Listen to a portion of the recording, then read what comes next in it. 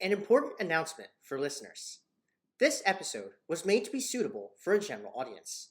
However, please be advised that the Ramayana and the actions of its characters will be discussed in depth.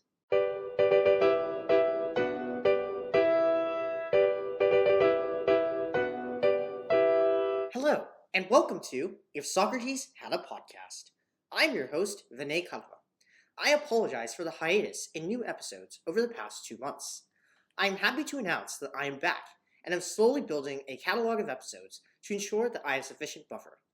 This is the first episode of 2026, and my fourth overall, and I am excited to bring it to you.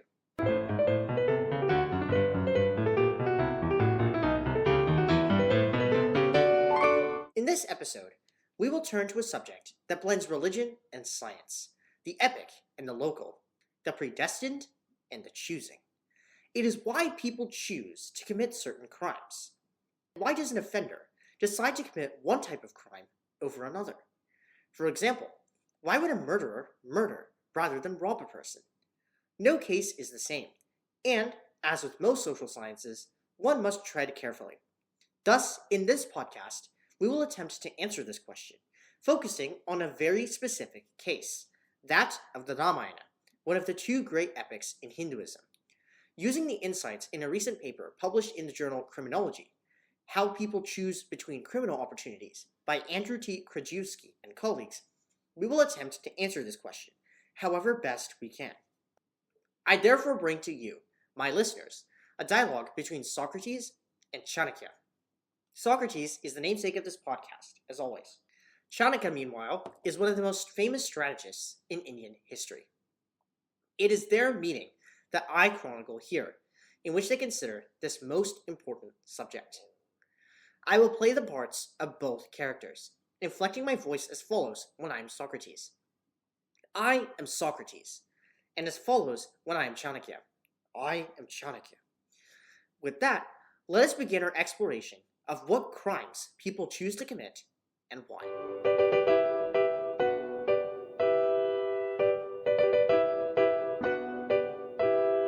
Well, I see King Chandragupta does not suspect you today. Of course he does not suspect me, Chanakya. Why would he, when you have defended me so eloquently in front of him? Well, as with any emissary of any nation, it is my duty to defend them as eloquently as possible. I read your apology. It is most fortunate that your fellow citizens had neither the foresight nor the virtue that was needed to make such a momentous decision as to execute the great scholar that was you. The past, Chanakya, is the past. There is not much either I or you can do about it. Thankfully, I managed to survive long enough to make it here, so you have my time. Let us proceed, if you will. Certainly we may proceed. What, Socrates, do you wish to discuss? I read one of the great works of literature and, of course, key religious texts of Hinduism, the Ramayana, very recently. To be more precise, I read a narrative retelling of it, which is accurate enough for my purposes. I also happened to read this paper called How People Choose Between Criminal Opportunities by a group of authors led by Andrew T. Trygve. I see that you bring me interesting material to work with today. Would you mind discussing what the two works have to say, so that we may discuss them as deeply as possible? Certainly. To start, there is the Ramayana. Now, I have heard it many times in my life. I see that you have somehow read it. Indeed I have. It was a narrative version, because we Greeks did not have access to your bards, only our own. Well, I suppose that's the best you can do. I won't fault you. Proceed if you will, Socrates. Most certainly, Chanakya. There are 7 books, and I suppose it will work best if I go by each one.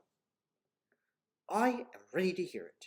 I have read, seen, and heard the Ramayana far too many times to count, so it is my obligation and duty to check if you get the details incorrect. I am a simple man and know very little, so I will assume all of the liability for inaccuracy. Now, starting with Book 1, we learn about how Rama's dynasty emerged, as well as the story of King Janaka, whose daughter was Sita. She was born from the earth, adopted by King Janaka, and married to Rama on her and King Janaka's wishes, after Rama broke Shiva's bow. In Book 2, Rama is exiled by Kaikeyi, his stepmother, against the wishes of nearly everyone else. Kaikeyi makes this decision after being persuaded by her maid, Mantara. Sita, Rama's brother Lakshmana, insists on joining Rama. In Book 3, the Ramayana narrates the period of exile of Rama, Sita, and Lakshmana, including the capture of Sita by Ravana, the king of Lanka. Rama and Lakshmana search desperately for Sita in Book 4, and as part of that effort, they go to the land of the Vanaras. The king there is Sugriva, and he kills his brother Vali with Rama's help. Specifically, Rama violates the rules of dueling.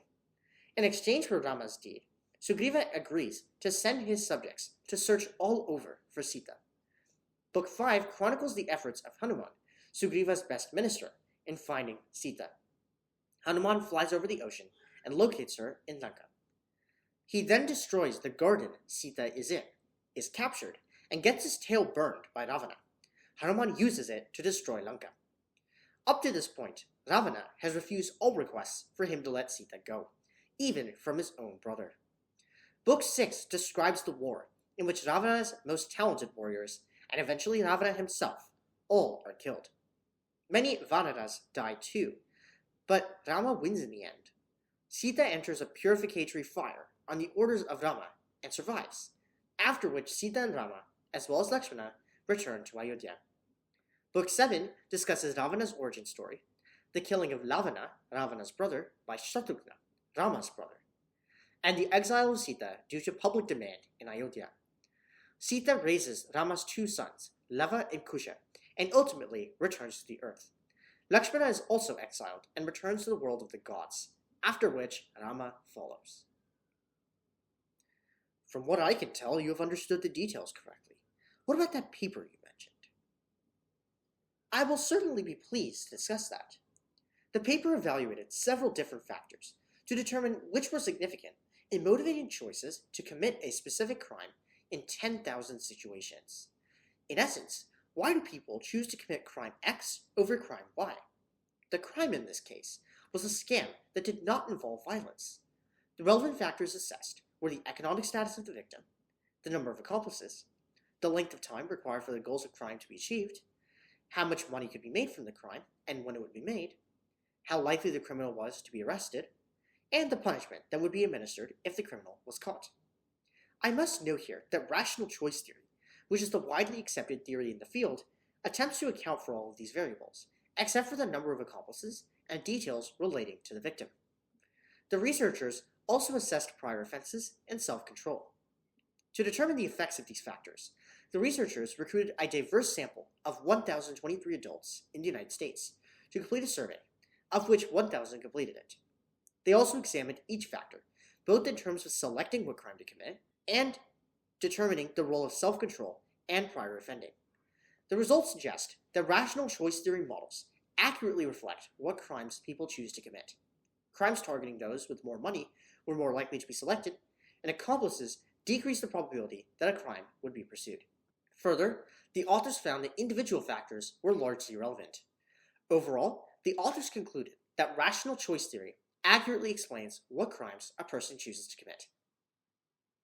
Well, I could not be more intrigued personally. I see a connection between the Ramayana and this paper that you have mentioned. What is it, and how? Well, before I start, I must establish my assumptions.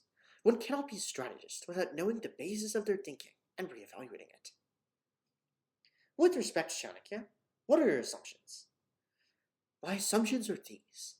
First, I am treating the Ramayana here as a work of literature and separating it from the significance it holds in Hinduism. This is a separate matter, one that is personal to me and that I wish to avoid discussing. I suppose you mean what you are saying in the sense that the Iliad and the Odyssey are religious, but they are also art. Precisely. I must also say that it makes little sense to apply our current understanding of a crime to the Ramayana, given that Valmiki did not imagine what sorts of crimes we have today. The definition that should be used should be that of the time period. I think that is a reasonable assumption to make. Our analysis will be flawed should we choose to do otherwise. Do you have anything else with you? Unfortunately, I do not. I only have that which is in my hands. which is nothing.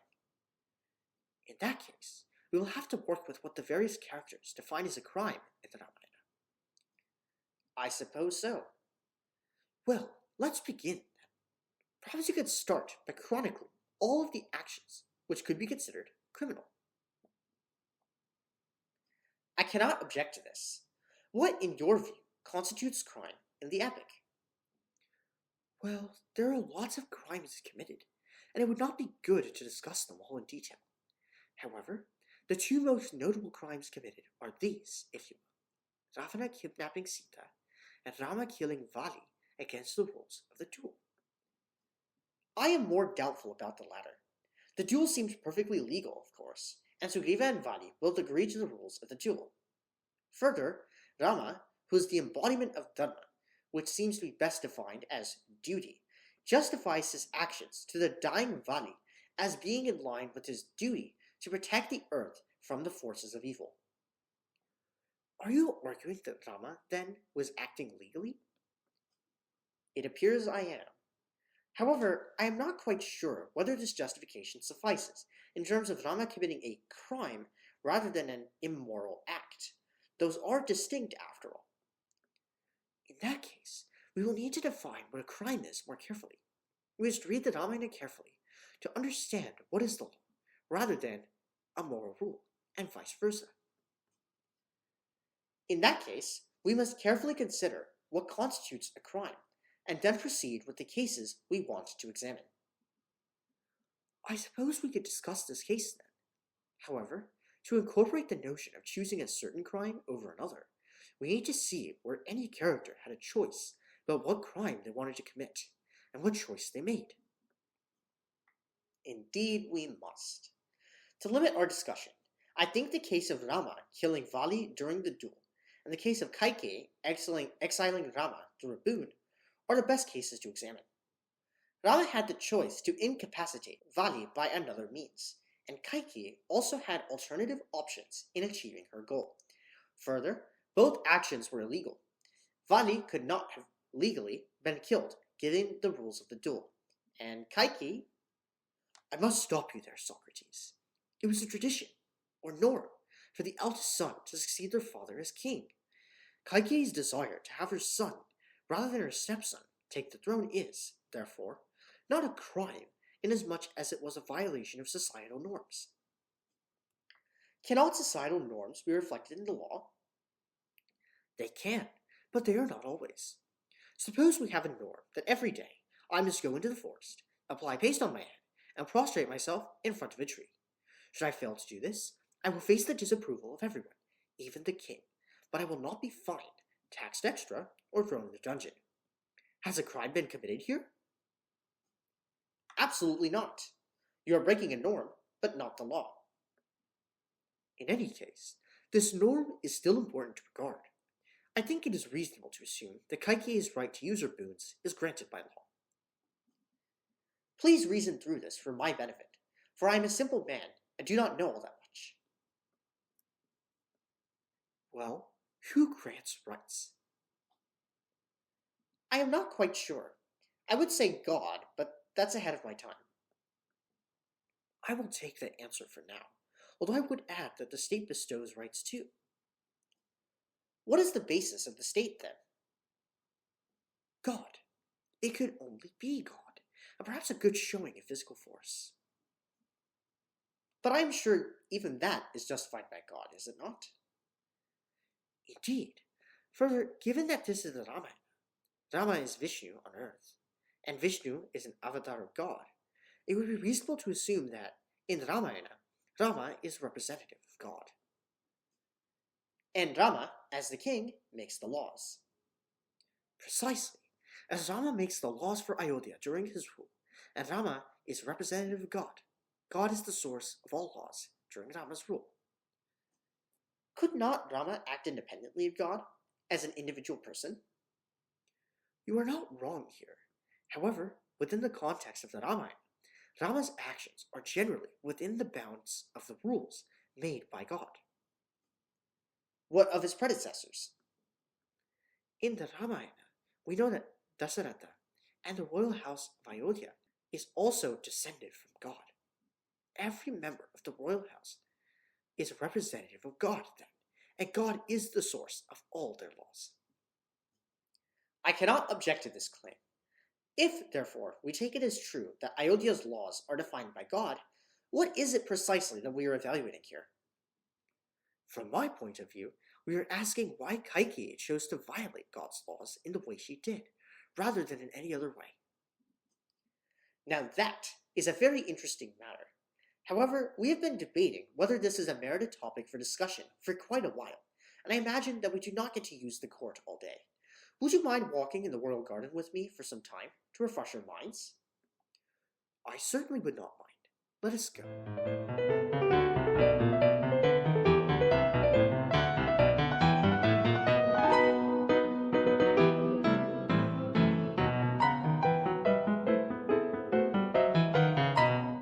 This regularly scheduled program is interrupted for a short break. Dear listeners, I am quite sure that you are wondering how exactly Socrates met Chanakya.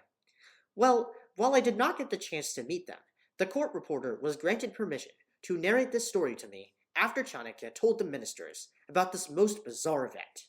Here it is for your enjoyment. Chanakya was sitting near the river, thinking carefully. He had heard from his informants that the great empire of Alexander was collapsing, and his many generals were all fighting for pieces of it. King Chandragupta was indecisive, so as always, he had asked Chanakya to, quote, think it over and come back with a plan. Chanakya had managed to obtain quite a number of the Greek and Roman classics, and was reading Livy's excellent history of Rome. Unfortunately, King Chandragupta did not explain how he got a hold of them for Chanakya. At this moment, he started to think of something very mysterious. What happened to that mysterious book? Did it lay closed, binding and pages intact? Did it lay open, uncorrected, after the fact? Did someone read it, or was Chanakya first, checking it bit by bit?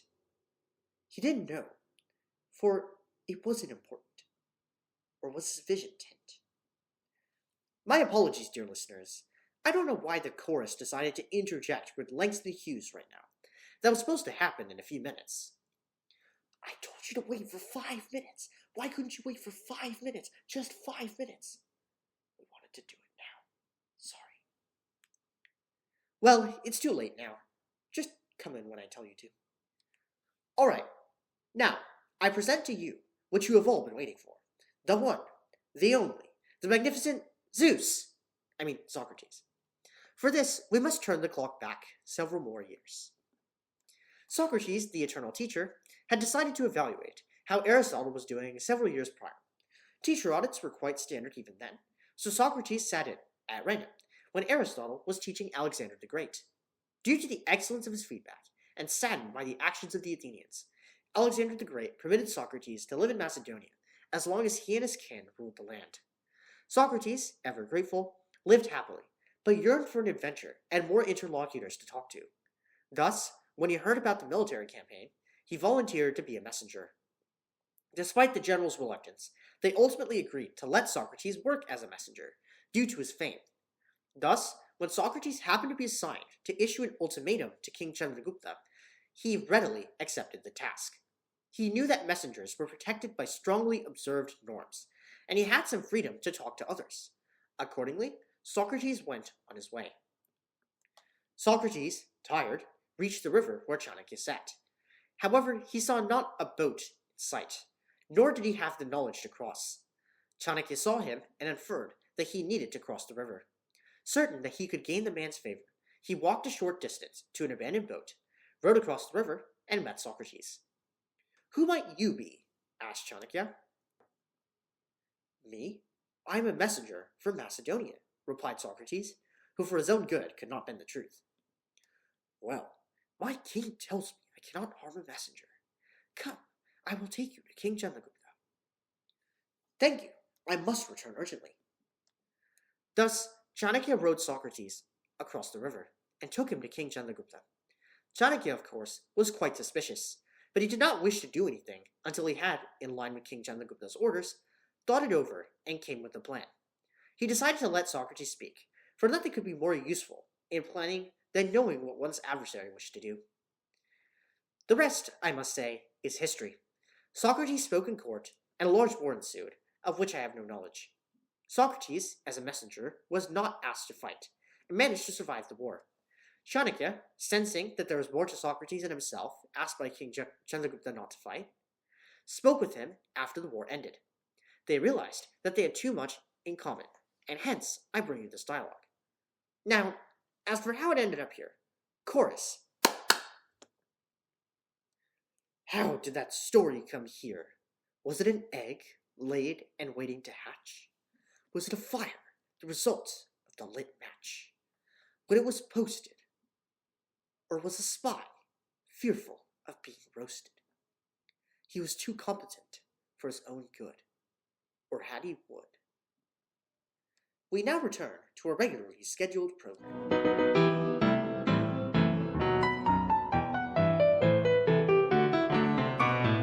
King Chandragupta has a wonderful garden. Chanakya, you are a fortunate man in being able to work for him. Indeed I am, Socrates. Now what were we discussing before? We were discussing the applicability of the paper to the two cases in the Ramayana, Kaikeyi exiling Rama, and Rama killing Vali during the duel with Sugriva. Yes, that is correct. To start, I think it will be useful to consider the alternative options available in the first case. Are there not an infinite number of counterfactual situations? There seem to be at first glance. However, I think that there are only a limited number. Why would you say so? To answer your question, we must look at the objective of the crime, determine the means required to reach that objective, and eliminate the impossible. I agree with this approach. What is the objective to be reached? Well, Kaikeyi's objective, after she was convinced by Mantara, of course, was to prevent Rama from acceding to the throne. And what are the means? In the Ramayana, Kaikeyi uses her boons to achieve this objective. Actually, I must stop you here. I think the debate we should be having is not over the objective, or its means, but the result of the means, and how that relates to the objective. Color me confused. Socrates, would you please explain what you were trying to say? I suppose it will be useful to borrow a concept from psychological research, operationalization. Many variables are not measurable directly, so a related variable that is measurable is examined instead, and the effects on the unmeasurable variable can be inferred. Is the objective that Kaikeyi has not measurable? Either Rama is on the throne, or he is not. But the latter option is filled with possibilities. Bharata took the throne in the epic, but Lakshmana or Shatrugna could have taken it too. I think you are missing a detail here. Kaikeyi was persuaded to push for Bharata to take the throne, against the law stating otherwise. The issue here, however, is that success is measured by two criteria, the latter following the former. 1. Rama is not on the throne. 2. Bharata is on the throne. Kaikeyi, then, must act in such a way as to ensure both objectives are reached. Further, both objectives are easily measurable. Thus, Socrates, I think we will be fine. I suppose it will be useful if we trace the full sequence of actions. 1. Rama is slated to be the king of Ayodhya by law. 2. Kaikeyi wants Bharata on the throne instead. 3. To fulfill this wish, she must break the law. 4. Kaikeyi uses the boons granted to her to coerce her husband, King Dasharatha, into breaking the law. 5. King Dasharatha obeys, and Bharata becomes king. I suppose, then, that we are working with step 4. Precisely. Now let us draw up the alternatives. The primary alternative, in my view, would have been earlier in Rama's life. She could have used her boons earlier, but did not do so. The reason seems evident to me. She did not intend to commit the crime until Mantara pressured her to do so. Perhaps you could also characterize Rama, who is in this case the victim. Some of the criteria perhaps do not apply, although we could adjust them to fit the context. For instance, Rama was wealthy, though I am not sure if he is necessarily more wealthy than Kaikeyi was. What about power? Rama would likely have more power than Kaikeyi did. That seems to be a better fit in this case than either the wealth of the victim or the type of enterprise which the researchers tested for. However, perceived power precedes both variables and may explain both. As for the remaining variables, it seems quite obvious that Kaiki had one accomplice, Mantara. This is not in line with rational choice theory. The crime also had a high payoff. Her son being in charge would protect her from irrelevance and exile, as Mantara said. This return was long-lasting and immediate as well. Now, I wonder about the punishment. Would transgressing this law not cause stigma? Well, Mantara was physically assaulted for persuading Kaiki to act in the manner which she did. This, I assume, would be a punishment, and aligns with the results of the study. There, more stringent punishments for certain scams reduced the odds of those scams being selected. Now, I wonder if Kaiki was acting in accordance with rational choice theory. It seems as if she did. Mantara's statement that Kaiki was ignoring her self-interest out of innocence, or not knowing the true ways of humans, seems accurate here. Further, most of the relevant factors in rational choice theory, and the two additional ones mentioned by the researchers, were relevant in this case. The question I still have, however, is why Mantara, being a part of the plan, did not reduce the chances that Kaiki would act in the way she did. The answer is that Kaiki respected Mantara immensely. Trust in the accomplices perhaps increases the chance that one will commit a crime. I suppose we have arrived at our answer. Kaiki acted as rational choice theory would predict. Now, what of the case of Rama shooting Vali during the duel? Is this also in line with theory? I will try this time. To reconstruct the events. 1. Sugriva and Vali entered a second duel, because Vali, due to an old grudge, despised Sugriva. 2. Rama was not a party to the duel, but secretly aided Sugriva. 3. This aid was provided by shooting Vali with an arrow. 4. Vali died from the wound. What are the alternatives? The alternative that seems most plausible is Rama injuring, but not killing Vali. Why, then, did Rama choose to kill Vali? Rama tells the dying Vali that he had violated Dharma before and thus merited punishment. This punishment was death. Who is the criminal in this case, then? It is less clear to me now. I think Vali is the criminal. As we discussed before, Rama, being God on earth, enforces the law of God. Even his action in this case is a form of enforcement.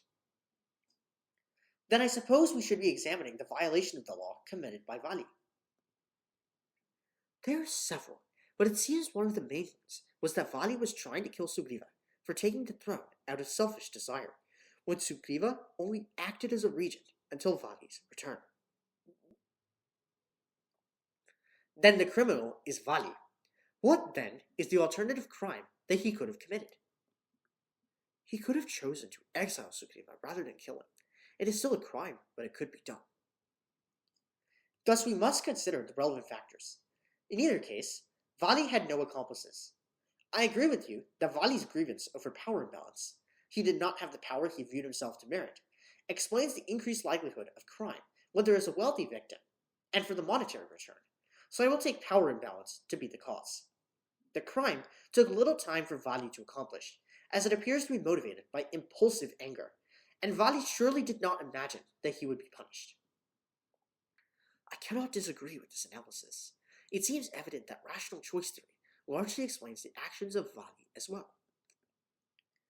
There is a relevant factor that we have neglected to consider, however. Perhaps it increases the validity of our conclusions that power imbalances affect expected monetary return and the level of change that occurs if a victim is wealthy versus if they are poor. What factor might you be referring to? I refer to the fact that this study was conducted on nonviolent crime. Perhaps for violent crime, which applies to the second case, a larger power imbalance must be present, and thus the expected monetary return and the aggravation of the wealthy victim increases. Socrates, are you arguing that the violence of a crime is directly correlated to the change in the relevant factors? Yes, Chanakya, I am. However, this is as far as we can go for today. I must be going, for it has been a long day. I would like to eat dinner and rest at home. I must too. King Chandragupta has provided me with a very urgent assignment to complete. I wish you the best on your assignment, Chanakya. and I wish you a safe journey home, Socrates.